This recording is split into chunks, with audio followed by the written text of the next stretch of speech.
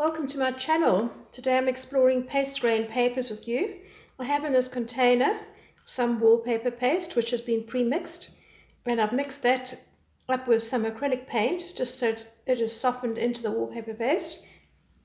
I've got some 160-gram card here, and I'm just going to take this black paint that I have mixed with the wallpaper paste, and I'm going to brush this onto my 160-gram card.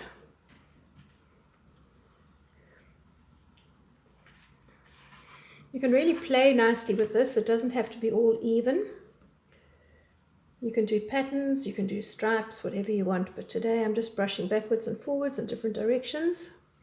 Right, now I'm going to just take a simple palette knife, which I have here, and I'm going to just use this to scrape away some of the color that I've placed on here.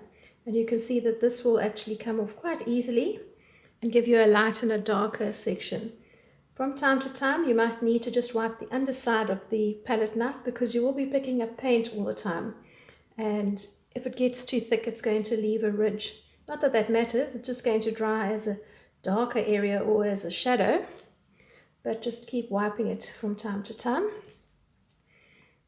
And then once this has been completed and I'm ready to leave it to dry, I will let it dry completely, and then when it's finished, I will pop it under a book just to flatten it out and leave it there overnight. And then you're good to go. You've got a nice paste grain paper that has taken very little time at all. This is layer one. There's nothing to stop you from going in and doing other things on top of it. And I've deliberately used the black here so that you can really see the contrast in color, because I know it's difficult to sometimes pick it up on camera. Please take a look at the video on how to mix up wallpaper paste. That will be helpful for you. And there are quite a few other videos on decorating paper, which will also give you a load of ideas. Thanks for watching. Bye for now.